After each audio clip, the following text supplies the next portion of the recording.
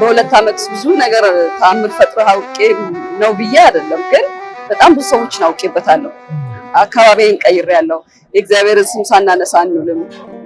ትምህርታችን በጸሎት ነው የሚጀምረው እና ለእኔ ጅማሬ ነው ወደ እግዚአብሔር የምንቀርብበት፣ ለስራችንም የእሱን ክብር የምንገልጽበት መንገድ ነው ብዬ አምናለሁ። እና በማስተርስ ፕሮግራም ስትማሩ ትምህርቱ ቴሲስ ደግሞ በጣም ጠንከር ያለ ነገር ትሰራላችሁ ብዬ አስባለሁ። እርግጥ ወደፊት ሰፋ ባለ መርሃ ግብር እንገናኛለን፣ ግን እስኪ ስለ ምርምሩ ውጤትሽ እናወራ። እንዴት ነበረ የተመራመርሽበት ነገር? ምን ይመስላል? ከባድ ነበረ።